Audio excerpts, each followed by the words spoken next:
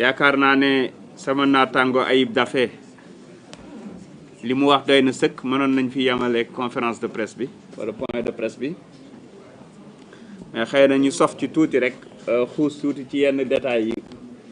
toj-toj yi nga xamante ne ni waa coalition toj-toj bëgg nañ def nañ ko fi ba pare bëgg a walbatiku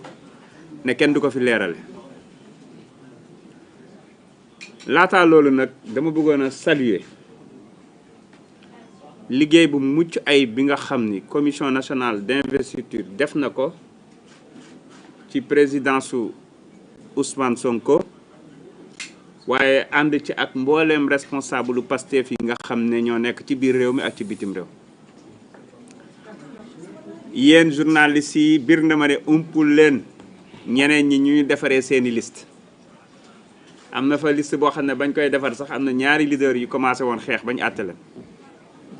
waaw lu leer la nag te ñun dañu toog réunir président Ousmane Sonko wax ñu ni mu xalaatee ne noonu la ñu war a demee ci élection yi coordonnateur départementaux yi fa nekkoon yëpp daan na ñun kat li ñu defal ci tànneefu Bassirou Diomaye Diakhar Faye président de la République doy nañu sëkk maanaam laa bàyyi nga defar liste bi mu ne déedéet nan def nañ ko daan defee doxal démocratie na base bi proposé kon ñu delloo yëf yi base bi proposé fu ñu am consensus ñu indi proposé ne nii la fu ñu amul consensus ñu indi lépp def PV bi teg après commission d'investiture def investigation yi mi def ba tànn ñëpp nag mënoon nañ nekk valablement ci liste yi waaye xam nañ ne 165 députés la ñu soxla ba tax na ku tànn di nga am loo bàyyi waaye may wax rek ni bu ñu réere mbukk mbir li nga xam ne mooy ay principe bu parti Pastef mooy ñun ñëpp ku ci nekk am na foo mën a liggéeyale parti bi am na foo mën a liggéeyale réew mi waaye kenn du xëcc ci mbir ba mu jaral la nga ci ñaaw ba tax na xëy na tànnee fi dina am ñoo xam ne amoon nañu yéene teewal seen askan ci fee nga xam ne mooy pencum ndawi askan wi waaye yëf yi ni mu demee ak considération yi nga xam ne yëpp dinañ ko xool te ku xool liste bii nga xam ne mooy liste Pastef les Patriotes nga xam ni Sénégal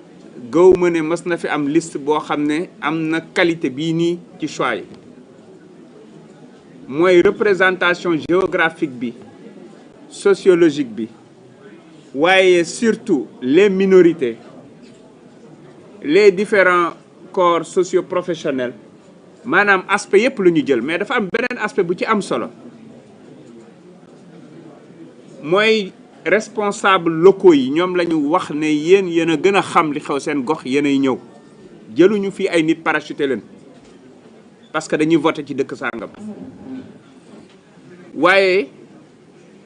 comme ni ngeen ko xamee mooy dina doon assemblée bi nga xam ne xëy na moyenne d'âge bi mosu fi am ndaw yi dinañ ci teew bu baax a baax a baax a baax donte mixé nañ ko ay mag yu am valeur kon askan wi am nañu possibilité am président bi gën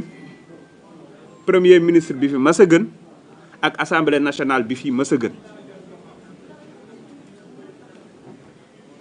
te ku xool mbir mi ni mu demee nga xam ne jamono ji li ñuy waxtaanee mooy ndax 140 150 wala 160 la ñuy am waaye majorité moom alhamdulilah bu élection di am rek te bi yoon dina am ndax ka daan toxal élection yi moom tal na leneen di naan gumba tal na leneen lu dul tëbiteen ba tax na ñi fi nekkoon doon tamante dëmm doon tëjante doon rayante doon exilante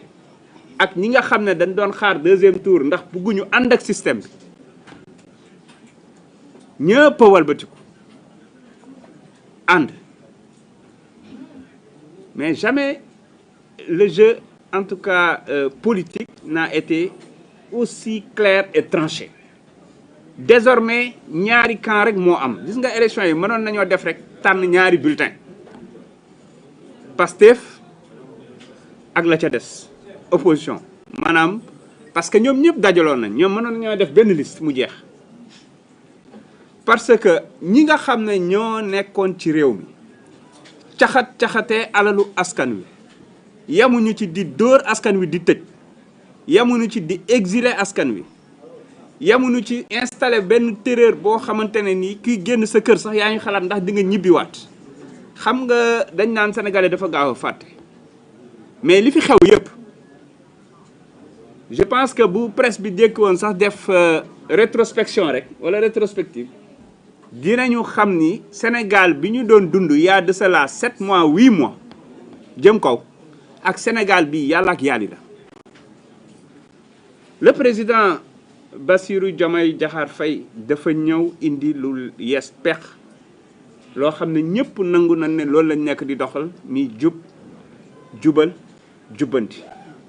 réew mi nag fekk nañ ko ci anam yoo xam ne jub bi moom du problème ndax yàlla def na ñi ñu teg ci bopp réew mi ak ñi ñu tànn ñu jub lañu jubal bi tamit amul problème fa ñu dajee coono gu métti mooy jubbanti bi ci fànn yépp nag ndax xam ngeen ne lii chef de gouvernement bi wax ak ñi mu àndal ci affaire endettement bi ak yu ni mel li mu ci waxul moo ëpp foofu te ministère des finances ak yeneen ministres yi dinañu génn càmbar ko pàcc par pàcc bu ñu lancé référentiel bi ba pare les ministres ku ci nekk di nga génn wax ci sa secteur pàcc par pàcc pour ngeen comprendre niveau bi ñu toll actuellement ci réew mi boo balaa maa dee nag ñu ne waruñu koo wax parce que dañuy tiital ñeneen ñi mais ay kàcc ak i fen ngeen baal ma ci kàddu gi moo ñu dugal ci guute gi mooy yàgg nañ leen wax ni da ngeen di maquiller chiffres yi wax leen nit ñi dëgg ñu bañ te ñun bañ ko doon wax doon joxe ay chiffres te chiffres yi ñu mës a joxe kenn mësu kaa dindi waxuma laa nag léegi nag ñu sommes les détenteurs de ces chiffres là kon ngeen war a xam ne lépp luñ ci génne lu leer naññ la képp kuñ ci woo tamit pour nga leeral xamal ne dossier bañ lay tegal moom xaw ma lan waaye doo ko teggi parce que nag Pastef loolu la mës a wone avant muy yegsi ci pouvoir rawatina nag tey jii mu yegsi ci pouvoir moo tax ngeen gis opposition bi di tëb di daal di yuuxu ak haine bi mooy d'abord ñi nga xam ne ñoo yoroon caxatee alal bi waaye mooy ba pare seen yéene yëpp moo nekkoon faagaagal président Ousmane Sonko waxuma la ba du nekk candidat waaye xëy na ba du amati njariñ ci àdduna waaye tamit am lenn ci opposition bi loo xamante ne nii ñoo yamoon donte ñi ngi woon ci opposition bi parce que ñoom seen yéene moo nekkoon rek président Ousmane Sonko bu mu bokk ci lenn ndax am na si ñoom sax ñu ko seeti di commencé wax pour mu jàppale leen ci ay jamono. haine boobu nag transmettre nañ ko ba ci yenn ci ñoo xamante ne ni tey xëy na dañ naan ay journaliste lañ mais jàppatuma ne ay journaliste lañ te leer na comme dem nañ ba leen di investir ci ay liste xanaa léegi nag dootu leen défendre ci ay délit d'opinion ak yu ni mel da ngeen leen war a seppi ba mu set parce que dañuy yàq seen der loolu mooy dëgg. duma ñëw ci di ay wax ci wàllum bulletin yi parce que ñoom alalu askan wi ak coonoy askan wi au contraire buñ sañoon mbir yi day gën a tar ba Sénégal nekk dans le chaos total bu ko defee ñu ne voilà échoué na ñoom conception boobu la ñu am ci politique. te fépp foo xam ne jaar nañ fa muy ministère muy direction def nañ fa loo xam ne balaa nga koy réparer dama leen di jox benn misaal Dakar Dem Dikk xam nga ñaata employé lañ fa def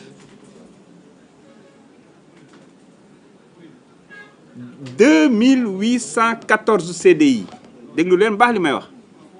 ak 327 prestataires boo ko boolee mi 3122 te moo ne bi ñu bëggee yóbbu bus yi ci tabaski dañoo obligé jëli ay militaires ndax chauffeurs yu doyul est-ce que yéen a ngi dégg li may wax waa personnel boobu ñan la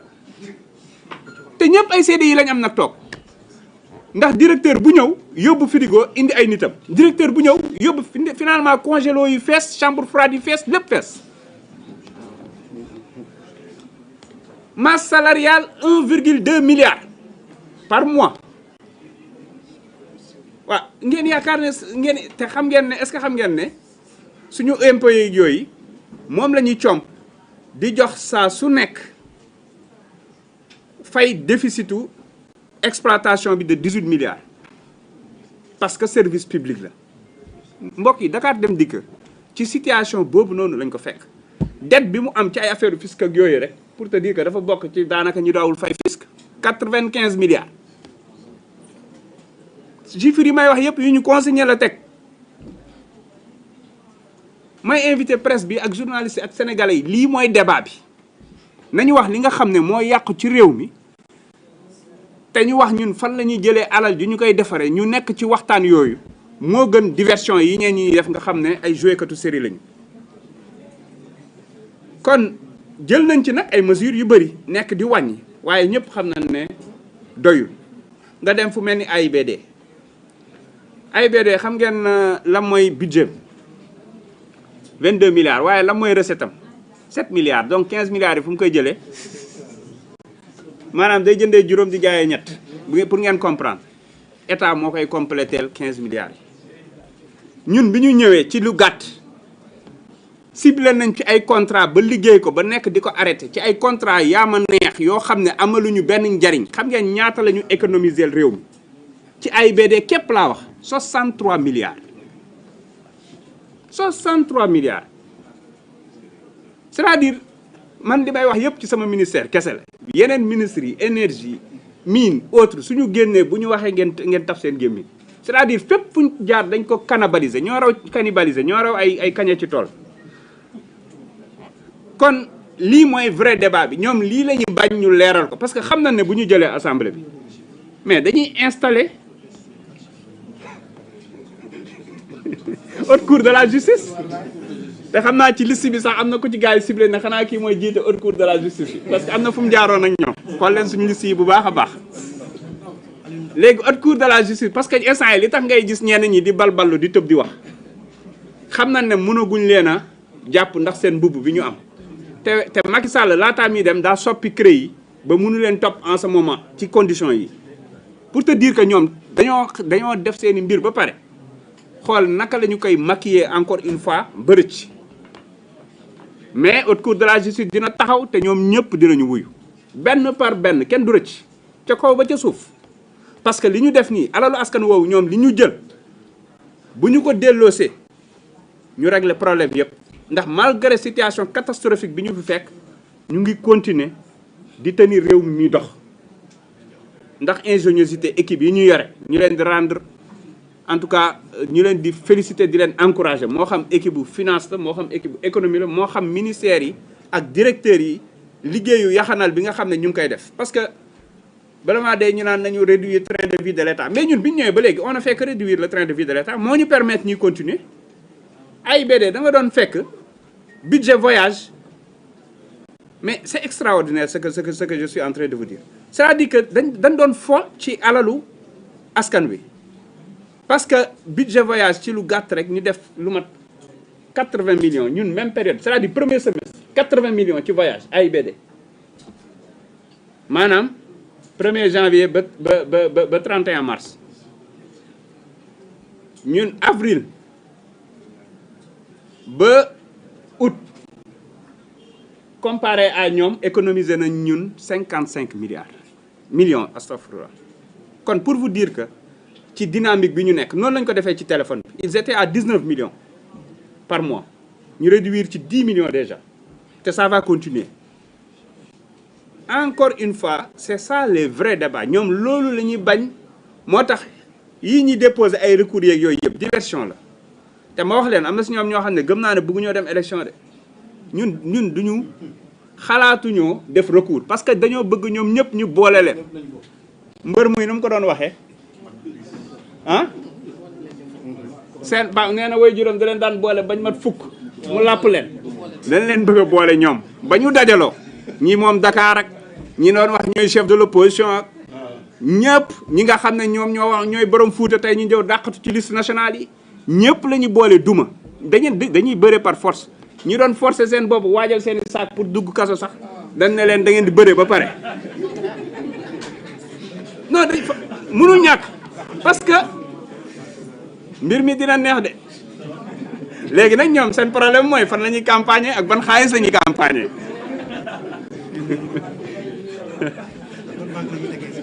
fan fan la ñuy dugg ñoom lu ñu am ci sécurité lañ ko nar a def fan la ñuy dugg di campagne di ñëw di tànqal nit ñi ak naan dañuy joxe xaalis xalaatuñu ko surveiller leen bu baax de parce que bëgguñ dem élection yi ñi def nii yëpp loolu la kii wax na ko mais feuille A4 bi ñu ne la nañ ko def A6 nga xam ne bii dañ koy xaaj 4 def ci photo bi def ci logo yeeg yooyu xanaa voté du voté rek waroon nañ ko sax mën a def bulletin unique ñenn ñi non du ci dal suñu yoon nekk suñu am na ñoo xam ne joxe justificatif de dañ ne suñu yoon nekku ci maanaam débrouillez-vous pour trouver 7-8 milliards de plus ñeneen ñi ne non dañ ciy def photo te ñun suñu tête de liste yi xamuñu leen waaye ñoom ñan la Macky Sall xamuñu mais problème bi mooy bëgguñu fu ñu dem gis photo Sonko mu leer nañu macha allah mu sell bi su ko defee xam na ne askan yi buñ koy jël duñ ci ànd ak sago te loolu sax mënoon na doon seen atu parce que xam naa am ñoo xam ne bëgg nañ ko boo xam ne au lieu ñu jël ko dugal ko ci enveloppe bi tam ñu jël ko yóbbaale ko pour seen kër mais pour vous dire que juste ñoom ci caaxaan yi ñu nekk mais bëgg bëre bañ bëre nii lañ ko mën a toppee nga ñëw ci PSD bi ma doon wax fan yi weesu c'est-à-dire ñii ñooy askan woo xam ne dañoo ñëw ne dañuy leb ci turu Sénégal 467 milliards pour tabax ay tali waaye waxuma intérêt yi de mais ñoom nee nañu ñiy gérer leb bor boobu noonu maanaam ñi ko doon gérer seen ay commission ak seen ay frais de gestion 123 milliards lay doon waaw léegi ñun dañoo leb 467 milliards pour fay pratiquement plus de presque 600 milliards 590 et quelques xam nañ niñ ko defee de te pour leen wan ne ay tappale la frais de gestion yi dañoo ubbi beneen compte bu bees loger ko fa waaye ñuy bëgg nañu réew mi 123 milliards lan nga ci mën a def c'est-à-dire que frais de gestion yi rek c'est 24%. Alors qu'en temps normal, c'est entre 3 et 4%, multiplié par 5. moo tax ñuy tëb di wax ni ñoom ñëpp di xam nañ ni def de te d'ailleurs am na ñoo xam ne ñi amul titre ministre commencé nañ wuy ji ak leeral de bu ngeen ko yëgee bu ngeen ko yëgul am na ñoo xam ne nag daw nañ génn waaye dinañ dikkaat bu soobee yàlla pour vous dire que rek buñ ko doon topp benn par benn nga ñëw di jënd matériel handling maanaam bu ngeen demee aéroport yéen ñi fay voyager chariot yi ñu utiliser keet yooyu ñu évaluer ne 8 milliards lan soxla yow ministre bi nga ne non non je vais acheter valeur 23 milliards déglu leen baax li may wax te 8 milliards lan soxla de ci matériel waaye jënd matériel pousse nga ne da nga koy def secret défense ñi dem ba fexe ba li jënd seen cachet secret défense ne ko ci teel joxe ay marché fictif avance gars yi plus de presque léegi mu mat 2 ans ku ci ko waroon na livrer entre 3 et 6 mois am na si ñaar ñoo xam ne pën a livré guñu ko te jox nañ leen lu mat 7 milliards marché fictif la ma tudd ko ci rajo bi xëy 2 jours après ñu ne ma waa ji dawoon am na ko mu woo naa ko bàyyi sama wax sama ministre mu bàyyi ma man jàpp ma ko de li mu def laa jàpp c'est différent awma benn problème ak moom li jëntiwuma ko mais suñu xaalis la ñuy topp enquête baa ngi en cours te dina leer nañ kon lu leen wax ci tooxi doona yi ñu def un peu partout mën naa ne leen liñ leen waxul moo ëpp fuuf parce que nag dañu jël suñu temps di ko defar benn par benn kon ci li ma bëgg a wax mooy askanu Sénégal am na opportunité cette fois-ci comme ni ma ko waxee woon fan yee keroog ci jouru set setal bi système bi moom tër nañ ko ba rey ko ba noppi suul rek a des gas ba mu xóot suul système bi laa wax de balaa ñuy génn naan maa wax ne damay rey nit ñi gas suul comme dañoo am léegi benn ay quelques journalistes yoo xam ne moom ils sont tellement mécontents que da ngay fàtte ne sax ay journalistes lañ bu ñuy wax damay ragal ne seen kër yi day lâché mais dama ne système bi ren dinañu ko ba pare rey nañu ko suul rek moo des dama bëgg na ci législative yi na askan bi jóg won leen ne bëggatuñu sax ngeen teewal ñu ci pencum ndawi askan bu waree am ay quelques députés na doon liste yi kenn xamul mais ñii normalement waruñu parce que dañoo jàpp ne ñoom war nañu mën a daw laqatu assemblée nationale am immunité parlementaire yow yàlla sagal la nga jaar fu ne nekk président assemblée nationale nekk ministre de l'intérieur nekk premier ministre nekk président de la république walbati ko bëgg a nekk député waaye kii day sëlmu di jëmale ko wala c'est-à-dire que dafa am loo xam ne mënoo ko comprendre léegi nag wax ji lenn la de ndax dina ñëw campagne seen déet ñoom ñaar sax laay wax ndax dinañ ñëw campagne si wala ki exilé woon moroomam ak ki exilé boppam ndax dinañ ñëw campagne si kon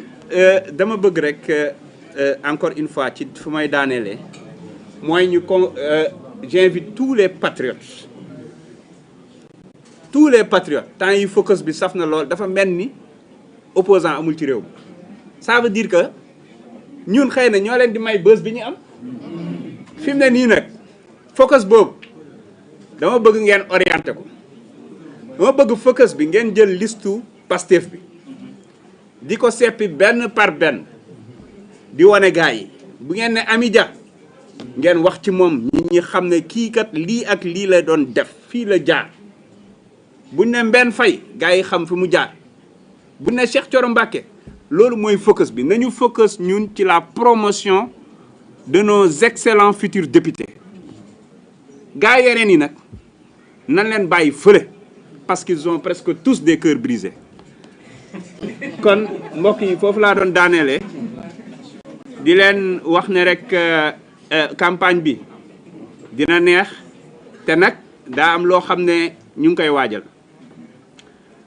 parce que Pastef moom la mu daan doxalee lay doxalee ba léegi mooy financement wu parti politique nañ ko daan defee lañ koy defee kon na askan wi waajal na patriote yi waajal te xam ne am na lu président Ousmane Sonko ak équipe am rawatina équipe des finances sumb ba togg ko ba pare ci fan yii di ñëw dinañ leen jox date jox leen lieu jox leen format yàggatul dara nag ay fan la xaw ma ndax mat na ay bés wala ñaari ay bés gën ngaa bëri mais y a un très grand événement boo xamante ne nii ñu ngi koy waajal ci fan yii di ñëw te day rentré ci cadre financement wu Pastef may lancé nag défi ñeneen ñi nga xam ne ñoom it dañoo am seen ay coalition nañu wax askan wi naka la ñuy financer seen campagne waaw xam naa ne sañ dinañ def lu ñu am ñi ci dof dinañ def lu ñu am pour jéem a am dara nekk député ñi ci muus nag dinañ sakkanal lañ jote yor mais dafa am solo parce que dafa am lu ñu yàgg a wax mooy financement parti politique ci réew mi faaw ñu xool ko parce que moom mooy sécurité wu réew mi am lu loi bi wax mu leer nañ ci financement wu parti politique ñu war ko déclarer donc ku fi yor parti politique ñu doxal at te déclarer woo yow ni nga ko financé ni nga ko dépensé loi bi ci boppam moo la éliminer moo la rayé ñoom nag daawuñu ko appliquer parce que daawuñu déclarer donte sax am na déclaration bu ñu def waaye yéen a ngi imaginer Pastef déclaré 200 et quelques millions APR ñëw ne moom 121 millions la def nit ñi seen tappale geeg seen maquillage bi fu ne lañ koy defee donc loolu li muy firndeel rek mooy financement wu parti politique dañ ko war a saytu campagne bi nañu xool ku ne luñ ci def bu ñu paree ku ne déclaré li mu def mu leer ñun nag ndox du bàyyi yoonam nañ ko daan financé noonu lañ koy financé waat aujourd'hui que ça soit les ministres les directeurs chaque mois kuñ ci nommé chaque mois tu tires directement 10% de ton salaire moo tax ñi ngi sant yàlla bu baax a baax ci côté boobu. waaye li ci des askan wi dinañ leen ko wax parce que fas yéene wu ñoo laal keesu état ñun naan dañ ciy politique wala dañ ciy campagne wala utiliser ay auto état naan dañ ciy campagne comme ni ñu ngi koy defee lépp luñ fi indi lu bees lay doon encore une fois ci doxalin bu yees lay doon ci cadre jubbanti lay doon. kon ma tëj ak information bi rek mooy le 14 octobre bi nga xam ne dinañu lancer référentiel bi ñëpp doon laaj su boobaa nag ngeen di xam ñun fan la ñu jëm te référentiel boobu ni mu ñëwee dafa am solo parce que dañoo ñëw fekk ñi nga xam ne nii dañ doon nëbb ak nëppal jafe-jafe réew mi di naxanteeg ay FMI ak yooyu bañ leen wax dëgg nga am déficit budgétaire plus de 10% ñëw ne 5% nga am endettement bi nga déclaré 67% fekk yaa ngi ci 83%. waa gouvernement bi génn wax dëgg askan wi d'abord la ñu njëkke mooy chiffres yi amul te ñu ko doon wax kat xamuñu sax ñoom déjà duñu fay lempo xamuñu sax fan la chiffres yi jógee ñu ne chiffres yi amul FMI génn daal di ñuy dëggal félicité ñu walbatiku ne dinañu jàppale ñu ne waru ko woon a wax même Moody's note bi ñu wax dafa wàcc laata am Moody's di génn note bi ministère des finances génne na communiqué wax ne effectivement comme dañoo jooyanti naturellement comme ñi fi nekkoon dañoo waxoon ne fukk lañu am fekk juróom lañu am dañoo wax ne juróom lañu am la ñu manqué le fekk fukk lañu manqué le ñun ñëw nañ wax dëgg bi naturellement loolu kay benn case booy remplir la day calculer wu automatiquement donc yow sa note dina wàññeeku te loolu dañoo defaat communiqué leeral ko laataa sax Moody's di wax information bi di ko wax ñu bëri ci communiqué bi lañ ko gisee li mu firndeel mooy dañoo ñëw ci transparence wax lii am kon ginnaaw bi ñu waxee loolu yëpp ba pare nag fii la ñuy ñëwee nag daan ne ay na yëwan fii la ñu jëmee réew mi de manière très phasée nag moo xam 2025 2029 moo xam 2025 2034 moo xam 2025 2050 te ma wax leen je le lance ici à tous les jeunes c'est-à-dire bu ñu dem fenn nañu des ci réew mi parce que réew mi dinañu ko defar ndax ñun juróom fukki at jëlewuñu fi de incha allah ay ndaw lañu te dañoo fas yéenaa liggéey ba nga xam ne ku bëgg a opposé wu di nga sonn de pour am argument système bi moom ala kulli xaal bii mooy seen dernière élection tàggatoo bu ñu leen suuree ba ñu dem laa nag la ñuy taxaw xëy na boo moytuwul day mel ni parti unique moo fi am parce que yaakaar naa ne opposé wuti ci mim réew du yombati kon ñu ngi leen di dig daje le 14 incha allah askan wi xam bu ko defee nag ñi doon laaj ñun la mooy suñu projet ak fan la ñu jëmee réew mi ak yu ni mel yaakaar naa ne dinañ ci am firnde yu leer nañ kon mbokk yi ñu ngi leen sant di leen gërëm salaamaaleykum wa rahmatullah.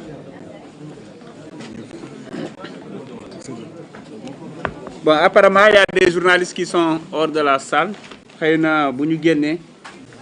dinañ leen jéem a accordeel ay 5 minutes 10 minutes ku ci nekk pour quelques interviews pour permettre leen aussi ñu am des éléments. Merci beaucoup.